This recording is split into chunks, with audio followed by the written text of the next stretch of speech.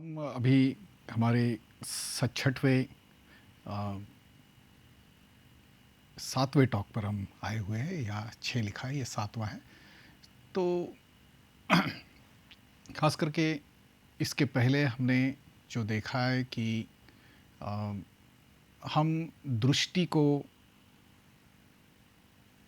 पहचान पा रहे हैं, जीवन की सत्यता को हमने बुद्ध की दृष्टि से देखने की कोशिश की है, उसे तर्क के आधार पर समझने की कोशिश की है, और बड़ी मात्रा में उसको हम जान भी गए हैं कि ये क्या है। लेकिन अभी ये बुद्धि से जानने के बाद कि ये अच्छा है, ये अच्छा करना चाहिए, ये भी जानने के बाद इतना आसान नहीं है उसको सीधा-सीधा व्यवहार में उतारना। क्योंकि अच्छी चीज़ें तो हम बहुत सारी जानते हैं। लेकिन सारी अच्छी चीज़ें हम व्यवहार में उतार सकते हैं, ऐसा नहीं है। और इसलिए हमारी जो अंडरस्टैंडिंग है, समझ है, उसको व्यवहार में उतारने के लिए कुछ बात जो है ज़रूरी होती है, जिसे हम कहते हैं कि हमारी भावनाओं को अपनी जो विचारधारा है, उसकी दिशा में मोड़ना। विचार से तो हम स्पष्ट हैं, लेकिन हमारी भावनाएँ उसकी तरफ मुड़ने के लिए तैयार नहीं है, हमारी भावनाएँ उसे साथ नहीं देती है, और ये जो है समस्या है हमारे लिए। और इसलिए अच्छे विचारों के तरफ अच्छी हमारी जो सकारात्मक भावनाएँ हैं, वो मोड़ना, अर्थात सकारात्मक भावनाओं को निर्माण करना, ताकि हम मन को एक तरह से उस दिशा में मोड़ सके, अपने जीवन को उस दिशा में मोड़ सके, जो कुछ हम समझे हैं उसको हम जीवन में उतार सके। और इसलिए जो हमने 4 आर्य सत्यों में अष्टांग मार्ग देखा है, आर्य अष्टांगिक मार्ग देखा है, उसमें सम्यक संकल्प जो है, ये प्रमुख रूप पर बताया जाता है। सम्यक संकल्प मतलब परफेक्ट इमोशंस, अपनी भावनाओं को परिपूर्णता की तरफ ले जाना। अभी हमने जब भवचक्र का अध्ययन किया, 12 निदानों का अध्ययन किया, उसमें भी हमने देखा है कि मूल में जब नकारात्मक मन की शक्तियां हैं, तो हमारे जीवन को दुख की तरफ ले जाती है।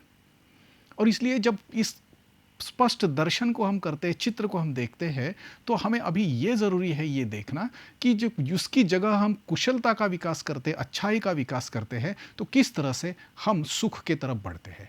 यहाँ किसी तरह से विश्वास करने वाली बात नहीं है, बल्कि करके देखने वाली बात है कि अगर किसी तरह की कोई भी अच्छी भावना का आप विकास कर रहे हैं, तो वास्तव में उसका परिणाम क्या है।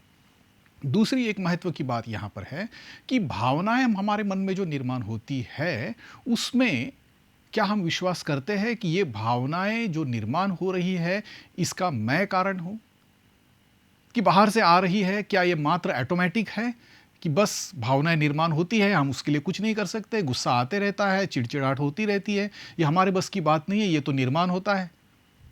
जब हम इस तरह से देखते हैं कि हम उसके लिए कुछ नहीं कर सकते हैं, तो एक तरह से हमें वास्तव में जीवन की दृष्टि नहीं है, हम उसको स्पष्ट रूप से नहीं देख रहे कि इसकी सच्चाई क्या है। सच्चाई ये है कि इसको देखा जा सकता है, सच्चाई ये है कि ये हम निर्माण करते हैं। हमारे अंदर गुस्सा हम स्वयं निर्माण करते हैं, हमारे अंदर लोभ को हम स्वयं निर्माण करते हैं। और भगवान बुद्ध एक बात बहुत ही सुंदर बताते हैं, वो कहते हैं कि जिस चीज के तरफ हम अपना ध्यान लगाएंगे, वैसे हम बनते चलते हैं। हम अपना मन लोभ में लगाएंगे तो हमारा लोभ बढ़ते चलेगा। द्वेष के कर्म में हम गूंते रहेंगे, द्वेष के कर्म में हम काम करते रहेंगे, द्वेष बढ़ाते रहेंगे, तो हमारा द्वेष बढ़ते रहेगा। जिसकी तरफ हम ध्यान देते हैं, जिस ढंग से सोचते हैं, वो बढ़ता है। और इसलिए हम ये जो बढ़ाने की कुर्ती कर रहे हैं, ये हमारी नकारात्मकताओं को किस किस तरह से बढ़ा रहे हैं हम नहीं जानते, क्योंकि उसके प्रति हम उतने सजग नहीं हैं। जब हम सजगता का विकास करते हैं, तो पहली बात हम देखते हैं कि ये नकारात्मकताएं मैं बढ़ा रहा हूं, ये बुरी मन की अवस्थाओं को मैं जन्म दे रहा हूं, मैं उसका विकास कर रहा हूं। और इसलिए इसकी जगह बुरी मन की अवस्थाओं का विकास करने की जगह अच्छी मन की विकास अवस्थाओं का अगर मैं विकास करता हूं, तो जो मुझे समझा है, जो मैं जानता हूं, उसको जीवन में उतारना मेरे लिए संभव होता है। और इसी को सम्यक संकल्प कहते हैं, इसी को एक तरह से हमारी पॉजिटिव इमोशंस पर काम करना कहते हैं। बौद्ध धर्म में एक बहुत ही महत्वपूर्ण शिक्षा है, जिसे 4 ब्रह्म विहार कहते हैं। ब्रह्म मतलब श्रेष्ठ, अत्यंत उच्च स्तर की, विहार मतलब वास करना, रहना। तो श्रेष्ठ अवस्था में रहना, उच्चतम अवस्था में रहना, ये उसका अर्थ है। तो ये उच्चतम मन की अवस्थाएं कौन सी है? पहली है मेत्ता, मतलब मैत्री। मैत्री का अर्थ है दूसरों के प्रति एक निस्वार्थ प्रेम, अपने आप को बीच में न लाते हुए दूसरों के कल्याण की इच्छा जो है, ये जो है ये मेत्ता है। हम इसको और विस्तार से देखते हैं। दूसरी है करुणा। जब इस तरह से मैत्री हमारे मन में है, दूसरों के प्रति, दूसरों के कल्याण की भावना है, तो हमारे अंदर एक इच्छा शक्ति होती है, एक स्ट्रांग ऐसी एनर्जी होती है जो दूसरों को उनके दुखों से बाहर निकलने के लिए मदद करना एक तरह हमारे लिए संभव करती है। ये ऊर्जा जो है, ये अंदर की जो एक तरह से उर्मी जो है, दूसरों को दुख से मुक्त करने के लिए अपने आप को तैयार करने की, अपने आप को आगे बढ़ाने की, इसे करुणा कहते हैं। ये दूसरी ब्रह्म विहार की स्थिति है, उच्चतम ऐसी कुशल मन की अवस्था है। तीसरी जो है उसे मुदिता कहते हैं। मुदिता मतलब जब दूसरे सुखी स्थिति में हम देखते हैं। जीवन में सुख और दुख जो है हमेशा चलते रहता है, लेकिन जब कोई सुखी है, कोई हमारे आसपास के है, रिश्ते में है, मित्रों में है, किसी को बहुत सुख का अनुभव, किसी को कुछ अच्छा मिला है, तो ज़्यादातर हम एक तरह से फॉर्मेलिटी करके तो कहेंगे कि बहुत अच्छा हुआ, आपका अभिनंदन, अभी पेड़े खिलाइए वगैरह वगैरह। वास्तव में ज़्यादातर किस्सों में हम देखेंगे, अंदर देखेंगे, क्या आप अच्छी तरह से अंदर से दिल से खुश हो रहे हैं? नहीं। हमारे अंदर एक कुछ भाव निर्माण होता, कहते हैं कि यार ये मुझे मिला होता तो, या तो ये निर्माण होता है ये इसने कुछ तो चीटिंग करके मिला होगा इसे, ये इसका सक्षम, इसके लिए ये इसकी कोई औकात नहीं है, फिर भी इसको ये मिल रहा है। तो इस तरह से क्या होता है कि मुदिता की बजाय, दूसरों की खुशियों को देखकर हमारे अंदर आनंद उमड़ आने की बजाय हमारे अंदर ईर्ष्या निर्माण होती है।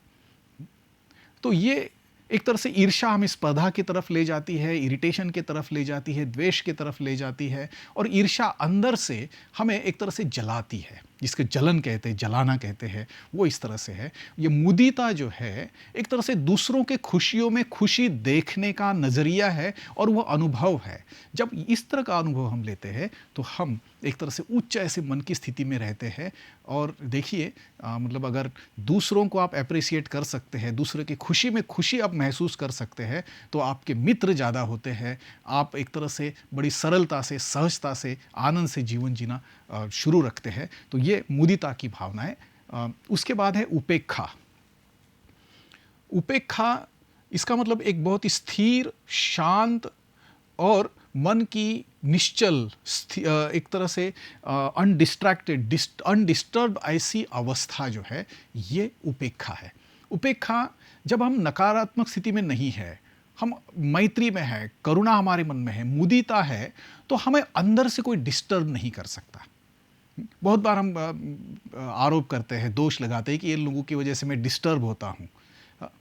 अर्थात हम बहुत ही हमारा जो फाउंडेशन है बहुत ही कमज़ोर होता है, थोड़ी थोड़ी बात से दूसरे लोग हमें डिस्टर्ब कर सकते हैं। लेकिन जो अंदर से मजबूती जो है, और ये अंदर की मजबूती जो है सकारात्मक मन की अवस्थाओं से निर्माण होती है। और जब ये अवस्थाएं हैं तो धीरे धीरे आप अपने अंदर उपेक्षा को बिल्ड करते हैं और आप एक तरह से अंदरूनी शांत होते हैं, अंदर से स्थिर होते हैं, और पर्वत की तरह जो है आपकी मन की स्थितियों को कोई एक तरह से हिला नहीं सकता। और जीवन में जो दुख आते हैं, सुख आते हैं, आप किसी में सुख में बहुत छलांगे मारना शुरू नहीं करते और दुख में आप डिप्रेशन में नहीं जाते, बल्कि स्थिरता को कायम रखते हैं, क्योंकि आप जीवन को स्थिर रूप में देख रहे हैं। अगर कोई लाभ है, कोई हानि है, उसको भी स्थिरता से आप देख सकते हैं। उसके बाद अगर कोई निंदा कर रहा है, कोई स्तुति कर रहा है, तो उससे आप एकदम से हिल नहीं जाते। तो इस तरह से यह उपेक्षा की भावना है। अर्थात इसे कभी कभी उपेक्षा ऐसा लिखा जाता है, लेकिन वो सही नहीं है। उपेक्षा एक तरह से डिसइंटरेस्टेड होना, इस तरह से है। लेकिन यहाँ पाली शब्द उपेक्षा है, यह एक तरह से मन की गहरी उच्च ऐसी स्थिति का अनुभव है। तो यह है 4 ब्रह्म विहार, 4 मन की अवस्थाएं, श्रेष्ठ ऐसी अवस्थाएं, और इन स्थितियों में हम रह सकते हैं, इन स्थितियों का विकास करते हैं। और फिर यह जब हमारे व्यवहार में उतरता है, तो मात्र इनके व्यवहार में उतारने से हम देखते हैं कि हम सुख का अनुभव कर रहे हैं। हम स्वयं ही सुख का अनुभव कर रहे हैं ऐसा नहीं है, बल्कि हमारे आसपास में जो लोग हैं, हमारे परिवार के लोग हैं, उन्हें हमारे इस व्यवहार से जो है सुख का अनुभव हो रहा है। हमारे जो मित्र हैं उन्हें इस तरह से हम जो है अपने मात्र सर्वसाधारण अस्तित्व से, अपने सर्वसाधारण उनके साथ में होने से ही जो है हम सुख और आनंद को जो है देते हैं। अर्थात इन चारों के संबंध में हम और जानकारी देखने वाले हैं। इसका और विस्तार से हम विचार करेंगे। खास करके मेत्ता जो है, मैत्री, ये सभी अच्छी मनोवस्थाओं का केंद्र स्थान है। सारी अच्छी मन की अवस्थाएं मैत्री से निकलती है। और मैत्री कैसे निर्माण होती है? मात्र दूसरों की कल्याण की इच्छा मन में निर्माण करने से जो है मैत्री का हम विकास करते हैं। जैसे जब हम मन में ये चीज़ें निर्माण करते हैं, दोहराते रहते हैं। मैं बुद्ध का ही उदाहरण देना चाहूँगा। वो जो शिक्षा देते हैं, वो कहते हैं कि जो इंसान मन में ये रटते रहता है कि इसने मेरा अपमान किया, इसने मुझे दुख दिया, इसने मुझे तकलीफ दी, इसने मुझे परेशान किया, इन बातों को जो मनुष्य अपने मन में रटते रहता है उसका बैर कभी शांत नहीं होता। और जो मनुष्य ये अपने मन में नहीं रटता है उसका वैर शांत होता है।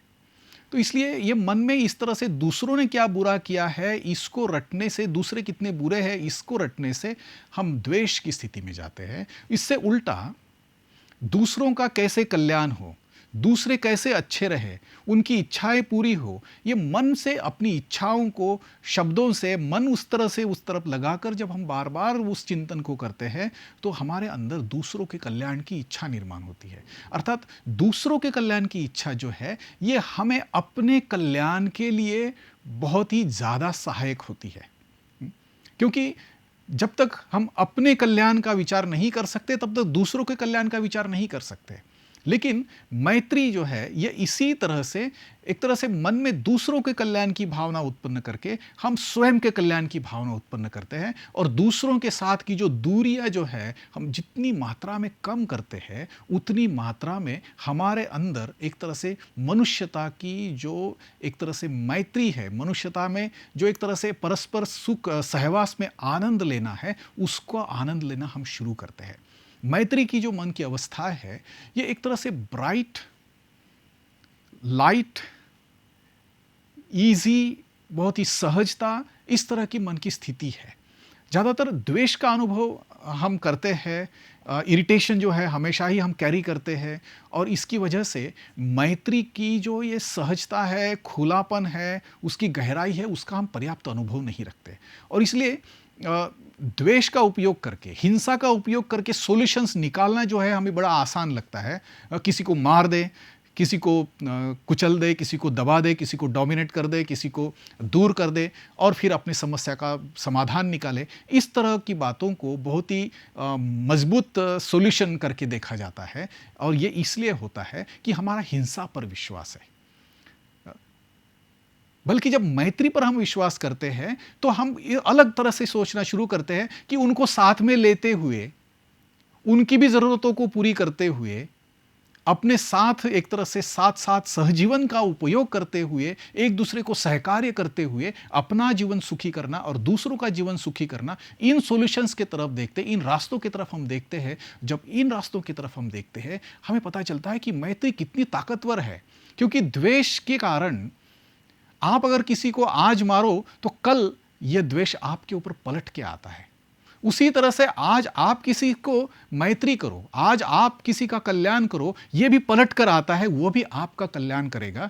और इसलिए हम अगर अपना कल्याण चाहते हैं तो दूसरों का कल्याण करना जो है ये सीखना हमें ज़रूरी होता है। क्योंकि अपना कल्याण और दूसरों का कल्याण अगर मनुष्य करके हम अपने जीवन को देखते हैं तो इसमें फ़र्क नहीं है। और इसलिए मैत्री हमें अपने स्वार्थ के दायरे से बाहर निकलने का एक बहुत बड़ा जरिया है। और इसलिए मैत्री को बुद्ध धर्म में बहुत ही बड़ा स्थान दिया जाता है। डॉक्टर बाबा साहब अम्बेडकर मैत्री को ही वे अपने जो प्रजातंत्र की बुनियाद मानते हैं। वे कहते हैं कि अगर मनुष्य एक दूसरे के साथ इस तरह से मैत्री का और बंधुता का अनुभव करता है, व्यवहार करता है, एक नागरिक दूसरे नागरिक से इस तरह से मैत्री का अगर व्यवहार करता है तो वह एक दूसरे से समानता का व्यवहार कर सकता है।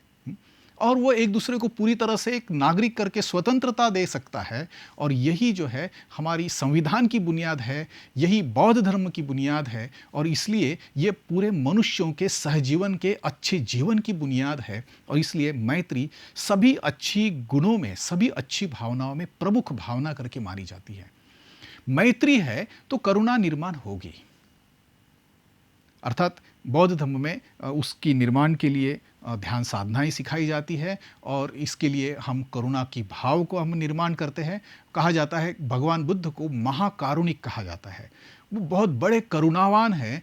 वो केवल साधारण सॉल्यूशन से उनका समाधान नहीं होता है, वो इस तरह का सॉल्यूशन, ये उनका धम्म जो है ये इस तरह का सॉल्यूशन है कि मनुष्य पूरी तरह से दुख से बाहर निकले। इसी तरह से जैसे कोई रास्ते में आपको कोई मदद मांग रहा है, आप उसको 5-10 रुपए दे रहे हैं, ये जो है एक तरह से साधारण मदद हो गई, ये दया करना हो गया उस पर।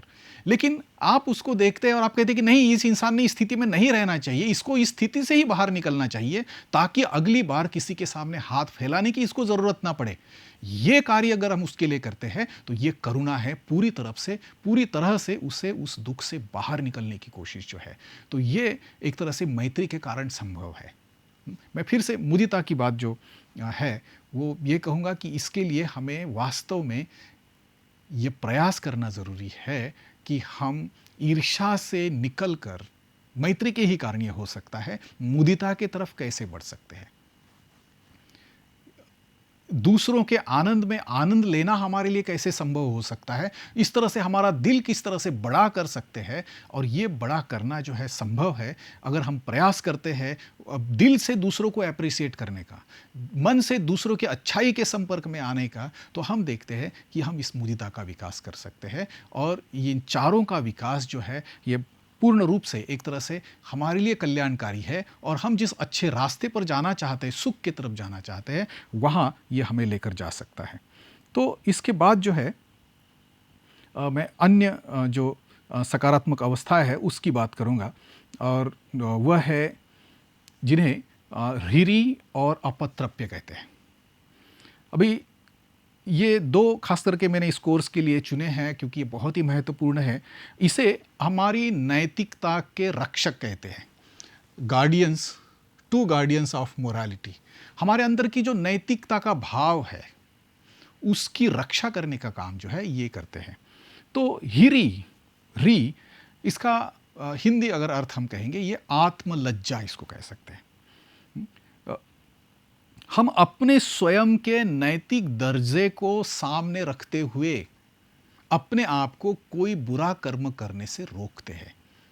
अपना स्वयं का एक मॉरल स्टैंडर्ड है जिससे नीचे आना हम अच्छा नहीं समझते, हमें उससे दुख होता है, हमें स्वयं उसकी शर्म आती है कि नहीं, मैं ऐसा नहीं कर सकता, मैं इस तरह से बुरा व्यवहार नहीं कर सकता, मैं इस तरह से जो है बर्ताव नहीं कर सकता है और कर सकता हूँ। इसलिए ये जो री है यह हमें अंदर अपने निर्माण करना ज़रूरी है। स्वयं की जो एक तरह से जो आत्मलज्जा जो है यह हमें निर्माण करना ज़रूरी है, ताकि हम जो है अपने आप की इस भाव की वजह से रक्षा कर सके और अपना नैतिक स्टैंडर्ड जो है हमेशा जो है उसको ऊंचा रखने की कोशिश कर सके। और ये जो है ये निर्माण करने की ज़रूरत होती है। किसी एक विशिष्ट दर्जे को जो है ज़्यादातर लोग ये कर सकते हैं और कुछ लोग इसको नहीं कर पाते हैं, लेकिन सभी के लिए ये ज़रूरी है कि अपना ये मॉरल स्टैंडर्ड जो है बनाए, उसके लिए कोशिश करें और इस तरह के आत्मलज्जा का, हिरी का अपने अंदर विकास करें। उसके बाद में ये दूसरा जो रक्षक है वो इसको अपत्रप्य कहते हैं, परलज्जा। ये इस तरह की भावना है कि कुछ भी अगर मैं करने के लिए जाता हूँ या करने के बारे में सोचता हूँ तो पहले मेरे मन में विचार आता है कि मेरे जो गुरुजन हैं, मेरे जो माता पिता है या जिनका मैं सम्मान करता हूँ अपने जीवन में, वो क्या सोचेंगे। और इस विचार से मैं रुकता हूँ और उसके बारे में सोचता हूँ और देखता हूँ कि नहीं, अगर मैं ऐसा करूंगा तो वो इस बात को अच्छा नहीं मानेंगे और इसलिए हम जो है उससे दूर होते हैं, उस तरह के कर्मों को हम नहीं करते। बहुत बार हम ये देखते हैं कि हम कहते हैं कि हम सम्मान करते हैं, हमारे गुरुजन हैं या हमारे जो हमसे बड़े हैं उनका। कभी कभी इस सम्मान का जो स्वरूप है इस तरह से होता है कि ये चीज़ें उनके सामने नहीं करनी है, जब वो सामने नहीं रहते तो पीछे हम चाहो चाहे कर सकते हैं। तो इसी को अगर आप आदर सम्मान कहते हैं तो ये ऊपरी ऊपरी बात है, ये एक तरह से अपने साथ किया हुआ छल है। क्योंकि वास्तविक सम्मान अपने बुजुर्गों का, अपने बड़ों का वो होता है कि उनके नज़र के सामने तो आप नहीं करेंगे, लेकिन उनकी नज़र के पीछे भी आप ऐसा नहीं करेंगे। तो ये भाव जो है हम अपने अंदर बढ़ाते हैं, और ये दोनों चीज़ें हमें अपने मॉरल स्टैंडर्ड को बढ़ाने की कोशिश करते हैं, और जीवन के मूल्यों में इसका महत्व जो है बहुत ही बड़ा है। क्योंकि ये दोनों अगर है, आत्मलज्जा है और परलज्जा है, ये दोनों के सहारे किसी भी बुरे कर्म से हम बचते हैं और अपने जीवन को निश्चित रूप से सुरक्षित करते हैं। अपने व्यवहार से, अपने जीवन से दूसरों को हम सुरक्षितता देने का माध्यम बन सकते हैं। तो ये दो महत्वपूर्ण बातें हैं, री और अपत्रप्य। उसके बाद जो है और एक सकारात्मक भावना का हम यहाँ चर्चा करेंगे, उसे श्रद्धा कहते हैं। श्रद्धा ये मात्र विश्वास करना ऐसा नहीं है। बुद्ध धम्म की श्रद्धा की परिभाषा जो है ये बड़ी विशेष है, और इसका उपयोग जो है हम अपने जीवन को एक तरह से ऊंची स्थिति में ले जाने के लिए कर सकते हैं, एक उच्च मन की अवस्था में रहने के लिए करते हैं। तो श्रद्धा की पहला जो फैक्टर है वह है जिसे हम कह सकते हैं confidence in one's own good nature and इनेट abilities. अपने अंदर का जो अच्छापन है, अपने अंदर की अच्छाइयाँ हैं, अपने अंदर की अच्छा करने की जो क्षमताएं हैं, उन पर विश्वास करना, यह श्रद्धा है। और जब तक हम यह विश्वास अपने ऊपर नहीं करते हैं, तब तक जो है अच्छाई की तरफ जाना जो है हमारे लिए संभव नहीं है। और इसलिए यह विश्वास हम कब करेंगे? जब हम आंख से देखेंगे, खुली दृष्टि से हम देखेंगे कि मेरे अंदर कुछ अच्छा है। अच्छाई को देखने के लिए हम रुकते हैं, अपनी अच्छाई को केवल अहंकार के लिए नहीं, बल्कि ये अच्छा है और ये अच्छा नहीं है, ये दोनों बातें जो है बहुत ही एक तरह से न्याय से हम लोग देखते हैं, एक तरह से निष्पक्षपात ही होकर हम लोग देखते हैं कि हाँ, ये मेरे अंदर अच्छा है और मैं इस पर विश्वास करता हूँ। ये विश्वास अपने ऊपर बढ़ाना, जहाँ आत्मविश्वास की कमी होती है, वहाँ एक तरह से हम अपने आप को ही कुछ अच्छा नहीं है, अच्छे करने की क्षमताएं नहीं है, इस तरह से उसके बारे में देखते हैं। लेकिन यहाँ जो है ये पहली शुरुआत है। अगर श्रद्धा का हमें विकास करना है तो सबसे पहले स्वयं पर श्रद्धा, ये बात है। लेकिन स्वयं पर श्रद्धा होने से पर्याप्त नहीं होता। हमारे अंदर अच्छा है, अच्छा करने की क्षमता है, लेकिन हमारे सामने आदर्श है क्या? जिस अच्छाई की तरफ हम बढ़ना चाहते हैं वो आदर्श हमारे जीवन में है या नहीं? अगर वो नहीं है तो हम दिशाहीन होते हैं। अच्छा होने के बाद भी उस अच्छे के विकास के लिए हमारे पास कोई साधन नहीं होता है। और इसलिए श्रद्धा का दूसरा अंग जो है बुद्ध धम्म में सिखाया जाता है, वह है confidence that they can be perfected as Buddha did. ये विश्वास कि मेरे अंदर की ये सारी अच्छाइयाँ जो है वो मैं परिपूर्णता की तरफ ले जाता हूँ, और उस परिपूर्णता का आदर्श मैं बुद्ध को देखता हूँ। और इसलिए बुद्ध के ये जो गुण हैं, ये इनकी महाकरुणा है, उनकी जो महामैत्री है, उनके अंदर उन्होंने मनुष्यता के अपने सारे गुणों को किस तरह से परिपूर्ण रूप से परिवर्तित किया है, इसको हम अपना श्रेष्ठ आदर्श बनाते हैं और फिर उस दिशा में अपनी सारी अच्छाइयों को मोड़ते हैं। ये वास्तव में श्रद्धा कही जाती है। और यह श्रद्धा जो है अंततः एक तरह से ये भावनिक स्वरूप इसका निश्चित है, लेकिन इसमें मन की स्पष्टता है। जब तक अच्छाई को देखते नहीं तब तक उसको बढ़ा नहीं सकते। जब तक स्पष्ट दर्शन हम खुद का नहीं करते तब तक हम उसको आगे नहीं बढ़ा सकते। जब तक हम हमारे जीवन का आदर्श तय नहीं करते तब तक उस दिशा में जाना हमारे लिए संभव नहीं होता है। और यह इसलिए श्रद्धा जो है ये बहुत ही महत्वपूर्ण ऐसा भावनिक अंग है जिसका उपयोग हमने अपने जीवन के लिए करना चाहिए। अभी श्रद्धा को थोड़ा और बुद्ध से थोड़ा नीचे लाने की हम कोशिश करते हैं, क्योंकि शायद बुद्ध बहुत दूर है, उनका शायद हमने उतना अध्ययन नहीं किया है, उनकी वो जानकारी नहीं है। लेकिन हमारे आसपास जिनमें अच्छे गुण होते हैं, आसपास कुछ अच्छे लोग होते हैं जिनका हम सम्मान करते हैं, तो एक तरह से उनके तरफ देखकर हमारा पहला कदम जो है उनके जैसा बनना, ये हम शुरू कर सकते हैं। और फिर नित्य रूप से उसके ऊपर, उसके और पार जाने की, अच्छाइयों की तरफ जाने की जो हमारी जो कार्य की जो एक तरह से नित्यता है, उसको हम बढ़ा सकते हैं, उसको आगे लेकर जाने की कोशिश कर सकते हैं। और ये अगर हमारे जीवन में है, श्रद्धा अगर हमारे जीवन में है, तो निश्चित रूप से हम कभी भी पीछे नहीं आ सकते। जीवन में हम जो करना चाहते हैं वो बहुत अच्छी तरह से कर सकते हैं, और किसी को किसी तरह का नुकसान न करते हुए, बल्कि सभी को अपने इस विश्वास के सहारे दूसरों को भी इस तरह का विश्वास देते हुए जो है हम अपने जीवन को आगे बढ़ा सकते हैं। जो अच्छा है उसको अपने अच्छाई में शामिल करने की हम कोशिश कर सकते हैं। तो ये इस तरह से कुछ 7 ऐसी सकारात्मक भावनाओं का हम यहाँ विचार कर रहे हैं, जिनका उपयोग अगर हम अपने जीवन में करते हैं, तो ये जो दृष्टि हमने देखी है जीवन की सत्यता की, उसको अपने जीवन में उतारना हमारे लिए संभव होता है। और यह सकारात्मक भावनाओं के आधार पे हम अभी आगे देखते हैं कि कौन सी ऐसी बातें हैं जो प्रत्यक्ष रूप में इन सकारात्मक भावनाओं के आधार पे की जा सकती है। और इसलिए हमारी अगली कड़ी जो है कर्म की, कि इस अच्छे मन की अवस्था से किया गया कर्म जो है हमें किस तरह से सहायता करता है, और वो कैसे करे, अच्छा कर्म कैसे करे, ताकि ये जो अच्छी भावनाएं हम मन में निर्माण होती है वो प्रत्यक्ष अपने जीवन के व्यवहार में उतर सके। तो ये पॉजिटिव इमोशंस का ये जो 7वां जो टॉक है हम यहाँ पर समाप्त करते हैं। तो सुनने के लिए आपका बहुत धन्यवाद।